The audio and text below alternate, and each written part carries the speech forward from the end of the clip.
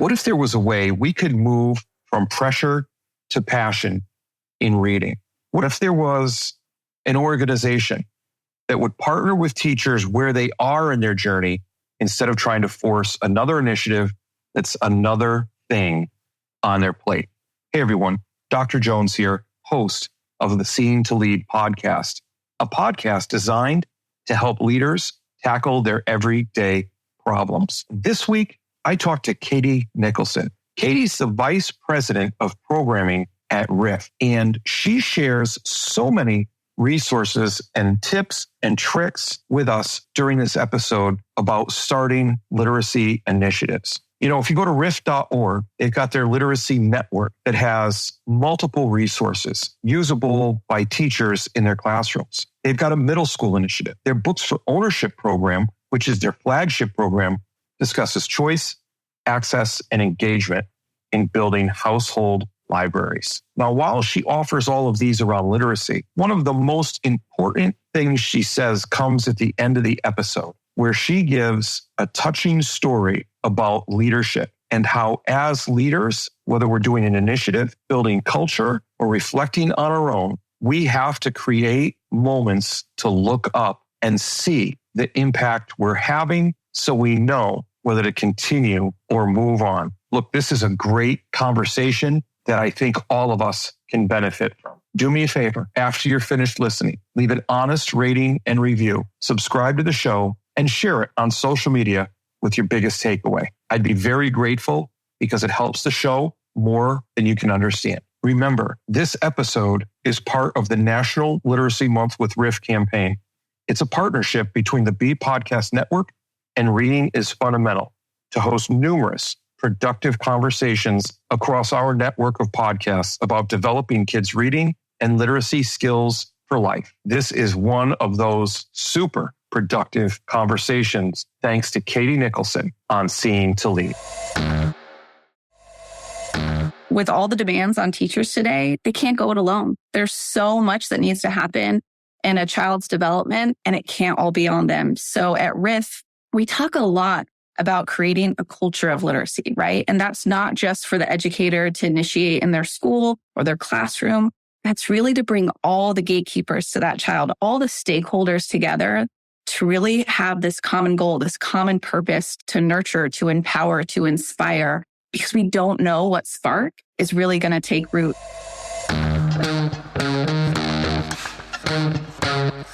Dr. Chris Jones here, and welcome to Seeing to Lead, a show designed to help leaders increase their ability to effectively support, engage, and empower their staff through intentional practices so that they create an environment where everyone reaches their greatest level of success. On Seeing to Lead, communication rules the day as we hear voices from both teachers and leaders in an effort to examine perspectives, highlight misunderstandings, and provide steps to ultimately bridge the gap between what teachers need and provide through thoughtful dialogue. This show is about amplifying voices, creating understanding, and providing information to help everyone continually improve. I want to personally thank you for taking the time. Now, let's get to getting better. Since joining RIF in 2017, Katy has driven community engagement initiatives, significantly enhancing momentum for RIF's mission. As the vice president of programs, she oversees the strategy and implementation of all RIF programs, ensuring alignment with RIF's framework for impact. Her leadership has been instrumental in rebuilding RIF's community, fostering a robust network of educators, families, community partners, and volunteers. Through targeted capacity building efforts, Katy has increased the collective impact on children's literacy. Prior to her tenure at RIF, Katy served as the manager of the Teacher Community Program at PBS, where she supported K-12 education initiatives in select markets across the country. Her extensive experience in educational program management and community engagement has been pivotal in driving RIF's mission forward, making lasting impact on children's literacy and education. Personally, I think this is going to be a great conversation with an individual who has made a significant impact in many children's lives. I can't wait to hear how she does this and advice on how we can amplify that impact. Katy, welcome to Seeing to Lead. Thank you so much for having me here today, Chris. It's a pleasure. So we might as well dive right in because I'm sure you have a lot to say in a short amount of time, let's say. But, in a number of my shows, I've been talking about the importance of community and involving communities. So in your opinion, why is that so important? Why is it important for a diverse community of stakeholders to be involved in addressing children's literacy? Oh, I love that you dived right in with my favorite question. I think it's no surprise that with all the demands on teachers today, they can't go it alone. There's so much that needs to happen in a child's development, and it can't all be on them. So at RIF, we talk a lot about creating a culture of literacy, right? And that's not just for the educator to initiate in their school or their classroom.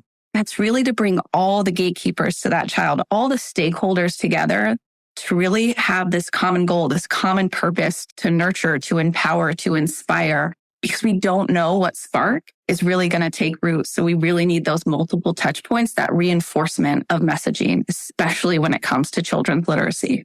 I love the idea of multiple touch points and involving the community in that. But you mentioned something I just want to revisit. Culture of literacy. I've heard that a couple of times. Can you talk to me a little bit about that and maybe what it looks like? Because we talk about culture in education and in our buildings so much. And sometimes that's confused with climate. That's a different thing. So what does it look like when you have a strong culture of literacy in your building?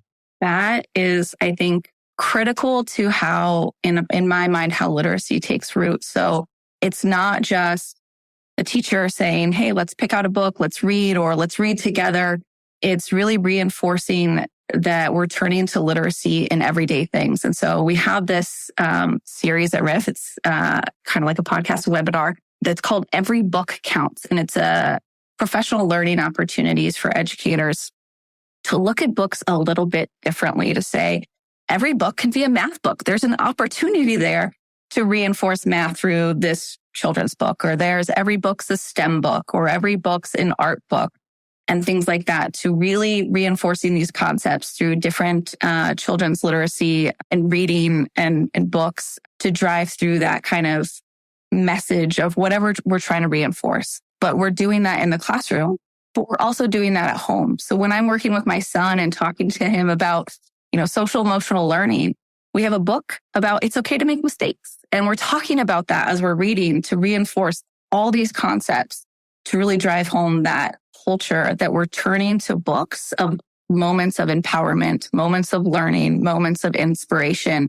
And they're getting that from different voices to really reinforce that reading is where we're going to get that kind of that growth mindset, that empowerment and that learning. I'm so glad you said that, because you actually even dropped a resource in there, that Every Book Counts series that people can access.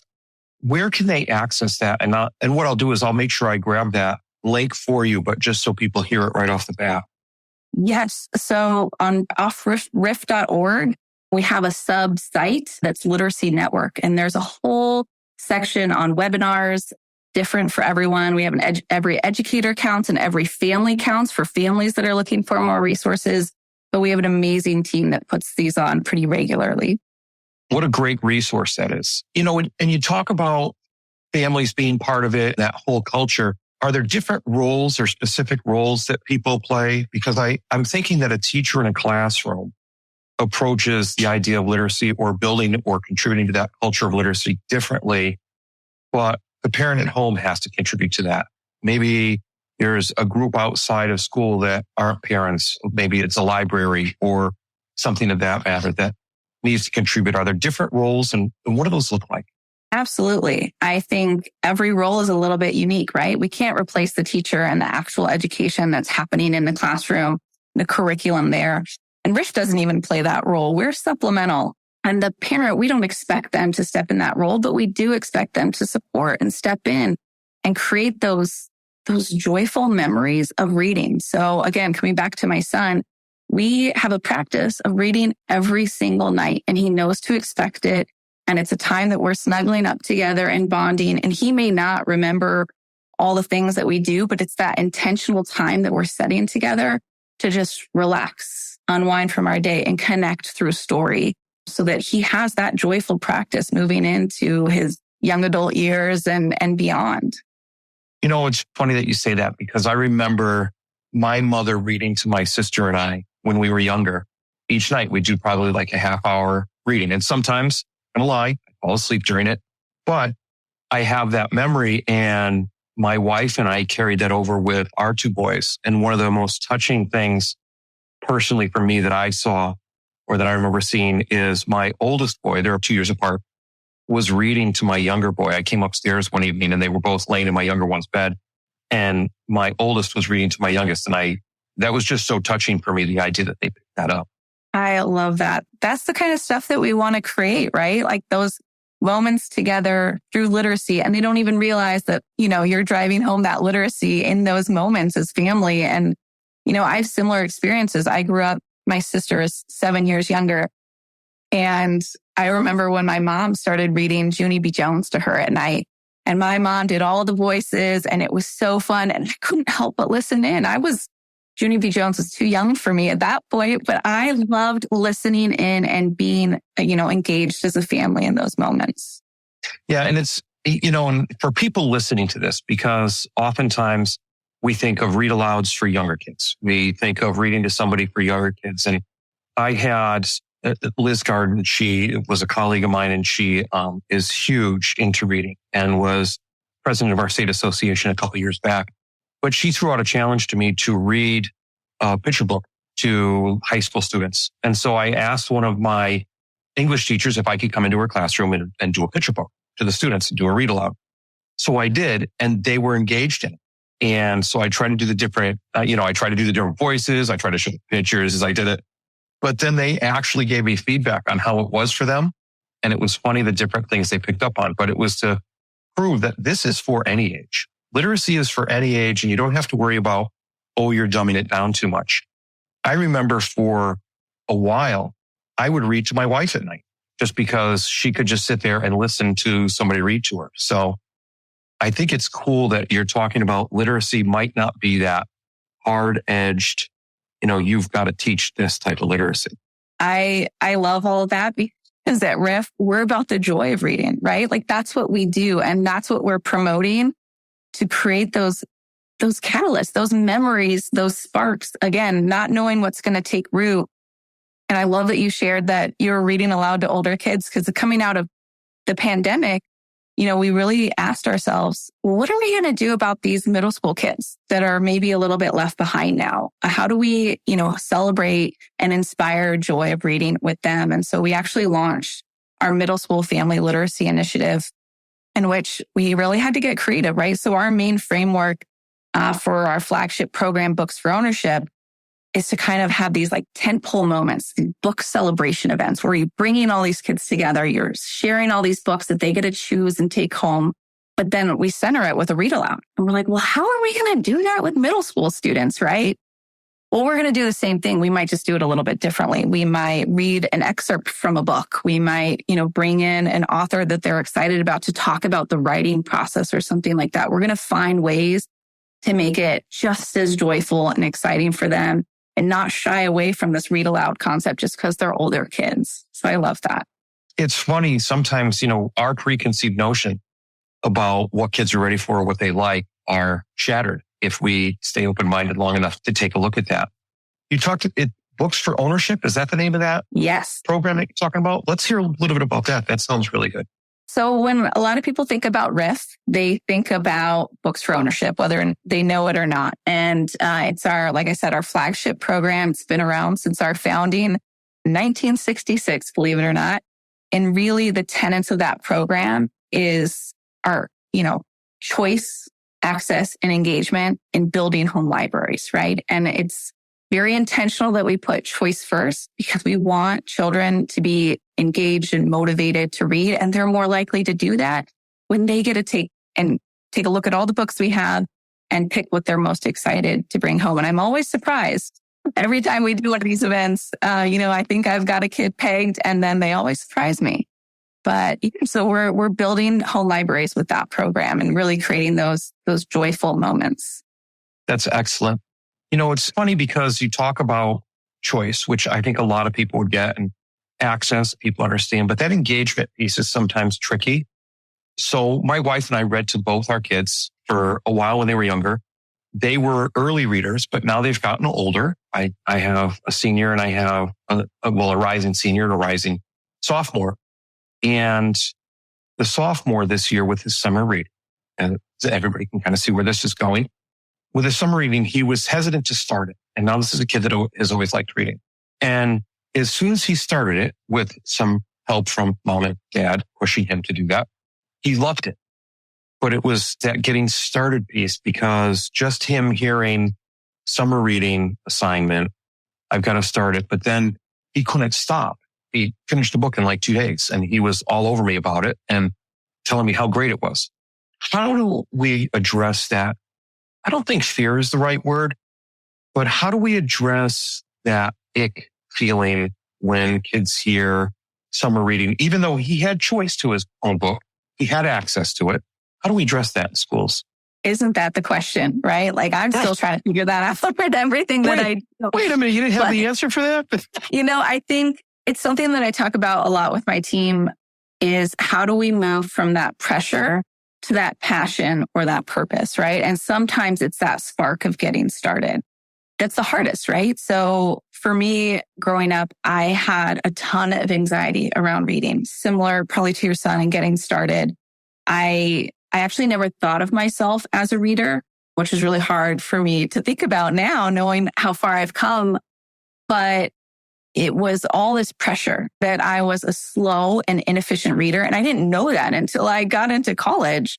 Felt like I had to keep up with the other kids, and, I was never going to read as much or be as fast as them or whatever. But, I had really great parents that slowed down and said, hey, let's just start. And for you said you read aloud to your wife. Sometimes that was what my mom did. She'd like, let's just start this first chapter together. Let's just get going. That initial push together can often help make something less daunting, right? Knowing how to tackle it, knowing what it's going to be like, how hard the text is going to be. Doing it together might be that initial push that you need to get over that fear and that hump.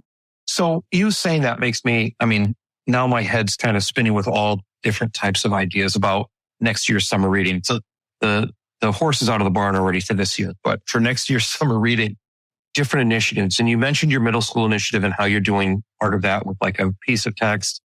I love the Books for Ownership program. What do initiatives look like? Because initiative's a bad word in schools because we've got tons of them, and some are more well thought out than others.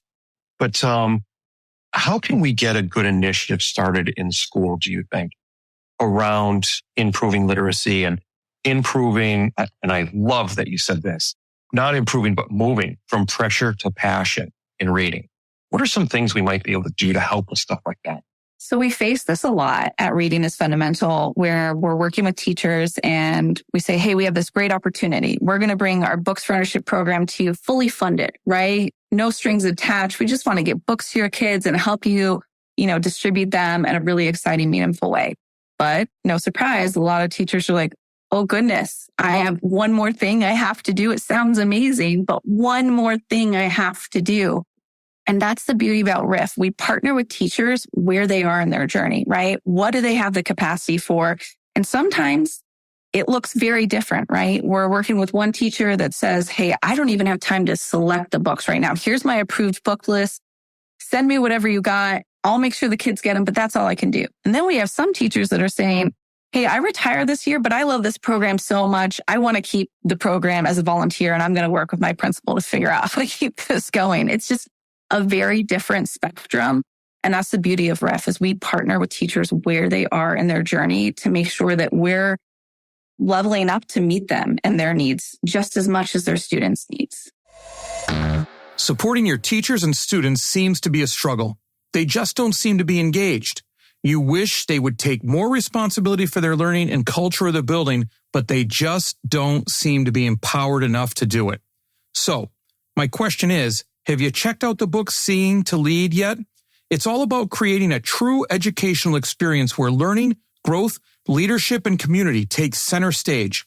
Full of strategies and resources, Seeing to Lead is about attaining that goal by employing a model that supports, engages, and empowers all individuals to become leaders themselves. Pick up a copy today at seeingtolead.com. That's SEEINGTOLEAD.com. Remember, you don't become a leader and then decide you need to support and recognize others more than yourself. It is the moment you realize it's about supporting and recognizing others that you become a leader. SeeingToLead.com. So color a perfect world for me. If you come across a district and they've got a community-driven, where they're reaching multiple stakeholders, literacy initiative that's moving right along, what does that look like? What does that look like? I think the district partnerships and the school partnerships that work best are those that empower, right? That are mindful of their constraints on their teachers and aren't just, I don't want to say overly optimistic to say, oh yeah, they'll do it. They've got it. But really saying, hey, we've got all these things going on.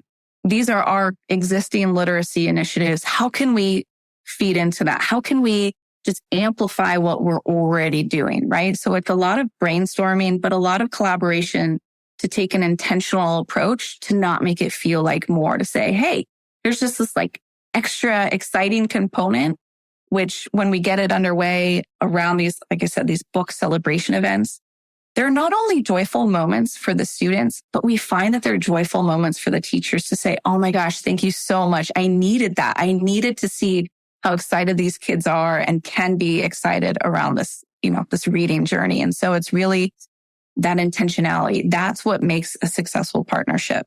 So, I could talk to you about this all day long because you're clearly passionate about it. So I'm going to ask you to share a little bit more of that passion. You were part of a program with PBS, and now you work with RIF, and you've been with RIF for quite a while. Do you have a memorable moment that really made you feel like, yeah, this is the right thing for me?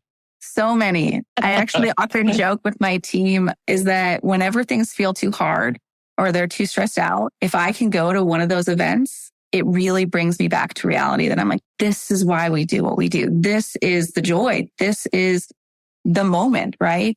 And so it's literally every time I'm out in the field, I'm so impressed by what teachers are doing, how innovative they are with their programming, making it unique for their school and their students, and then how receptive their students are to it. But I'll say my favorite moment in recent history was we were at a school up in Baltimore, and we have a kind of an extension activity as part of our events where the students get to make their own story and see themselves as authors. So we have these templates where they get to design their own cover and write their name that they're an author and really come up with any idea that they want. And this is right around the time of Barbie. And this young girl was so dismayed by the time that the event was over. She's like, I didn't get to finish my Barbie gymnast story.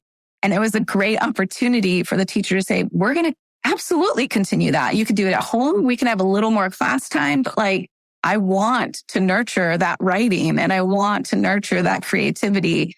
But how excited she was and disappointed that the event was almost over. That's a fantastic example of engagement, right? Because we talk about that with students, and how much they have to work or how much they should be working, whether they want to work. When a student's engaged, they will work hours to finish whatever it is they're on because they're so immersed in it that oftentimes they'll ask us to work longer. So I think that's a great story where you're talking about how engaged that student was. Absolutely. It's definitely hard during NIMIC when I couldn't get out in the field and had to find that joy somewhere else. So now, do you get out in the field a lot? Because that gives you a direct tie. And you said that, for lack of a better term, that fills your cup. Seeing all the work that people are doing and seeing the engagement with the students with literature and literacy. Do you get to do that a lot? I do. I am very lucky that part of my role is getting out in the field, making sure that these events are, happening and they're successful and that we're supporting educators. But most importantly, I'm out in the field so that we're getting those, real-time innovations that we can take to scale to other teachers around the country. And also what's not working. How can we make people's lives easier? So that's really important that, we're on the ground and we're getting that kind of continuous improvement feedback.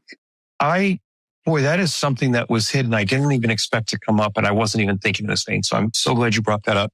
You're out in the field seeing what teachers are doing, the different innovative practices. And, oftentimes we talk about masterminds and getting together and spreading practices.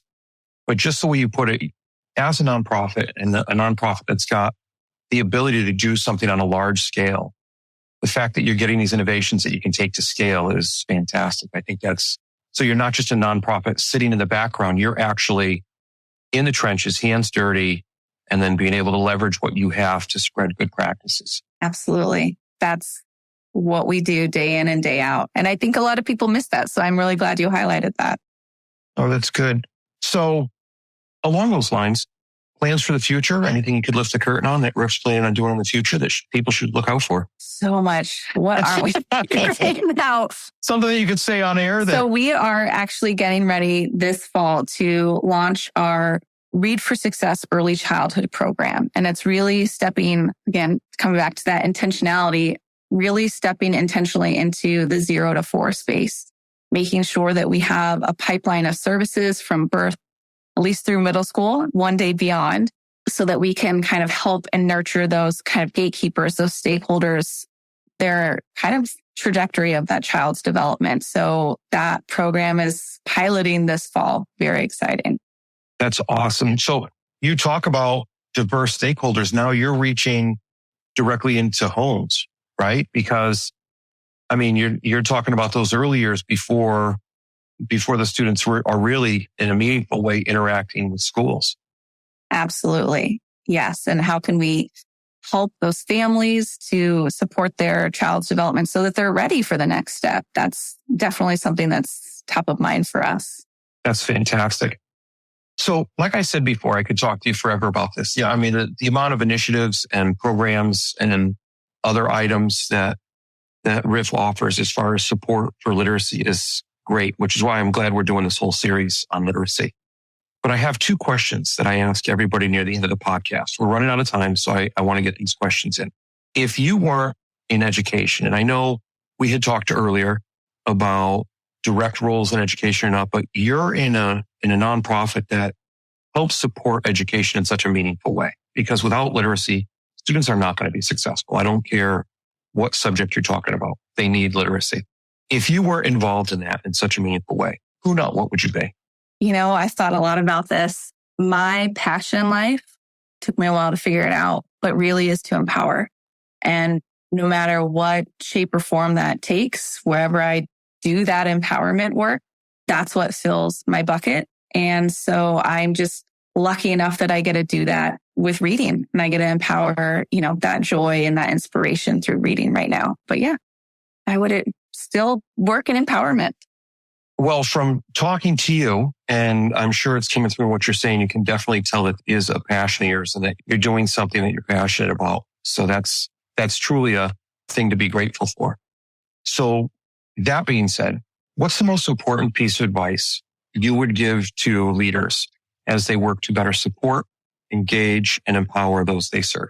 That, I know we're out of time, but I'm a storyteller by nature. So if you'll indulge me in one more. Tell away. We've got time for something like this. Go ahead. You've got great stories, so go ahead. I will actually share one of what I consider my greatest failures, because I think we learn just as much from our failures as our successes. Many years ago, I found myself teaching leadership in very young professional. Not sure what I was teaching leadership for at that time. But I was in a setting where I was teaching a group of youth that were all court mandated in this program. It was a mentoring program to try and get them, quote unquote, on the right path, I guess. And I was really nervous about how to approach this group of young men. And I wanted to make sure that I had every moment thought out and planned. And I was ready. I was ready if I got blank stares and no participation. So I had filled my, agenda to the brim, and I had minutes mapped out and everything. And I'll never forget the lesson on this leadership principle was inspiring a shared vision, right? So how can you achieve a collective goal, common purpose together? And was going through it, and I was excited, teaching my concepts. And then we broke into a quick, I really made sure it was quick, object lesson in which they had to get a ball from one end of the room to the other using a pool noodle cut in half, right? So they couldn't touch the ball, but they had to work together to keep moving these different pool noodles so the ball never fell. We went through it. They were excited. They were chatting. They were engaged. They were working together. And it ended. And I was like, okay, let's sit down and let's keep going. And they're like, oh, can we do it again? Can we try it again? Can we have a different way? And I had mapped everything out to the T that I was like, oh, nope, we got to keep going. I know exactly what we're doing. And I'll never forget, the program director pulled me aside at the end of class and she said, don't ever forget to find those moments where they're connected and they're engaged, and throw some of the other stuff to the side. If that's what they were excited about, build on it, move with it. And so I guess, and circling back to your question, my best advice is to find ways to remember to look up, find that joy. I know teachers have so many demands on them, so many things that they have to do, but as leaders, if we could incentivize, encourage, and inspire that moment of looking up and saying, okay, this is something they're connecting with. How can we build on this? I think that could be a really powerful thing. That is a fantastic story. Man, that was meaningful to me. So thank you very much for that. You've said so much today, Katy, that if people want to get in touch with you, what's the best way they can do that for more information? I will happily share my email. My email is knicholson@riff.org. Please do get in touch. I'd love to hear from you all. What are you doing? What would you like to try? I love when people come with a half-baked idea. Let's brainstorm together and make it something fully fledged. There you go. And isn't it true that most half-baked ideas are the ones that end up being the best? Absolutely. Because we don't overthink it. I love that. Absolutely. Well, look, Katy, you've been great today. Really, thank you very much for coming on the podcast.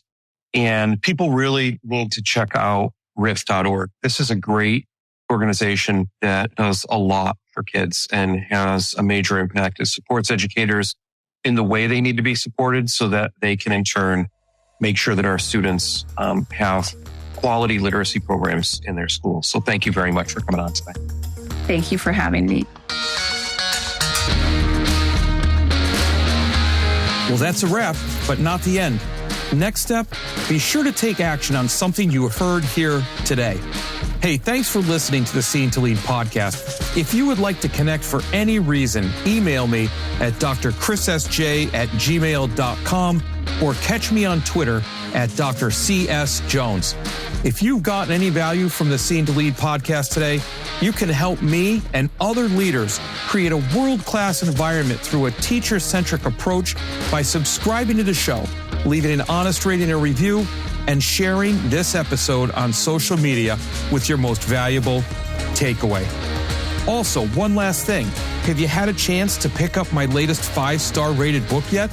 Grab your copy of Seeing to Lead anywhere you buy books or at seeingtolead.com. That's seingtolead.com, where you can learn more and continue to improve. Now go have a successful week.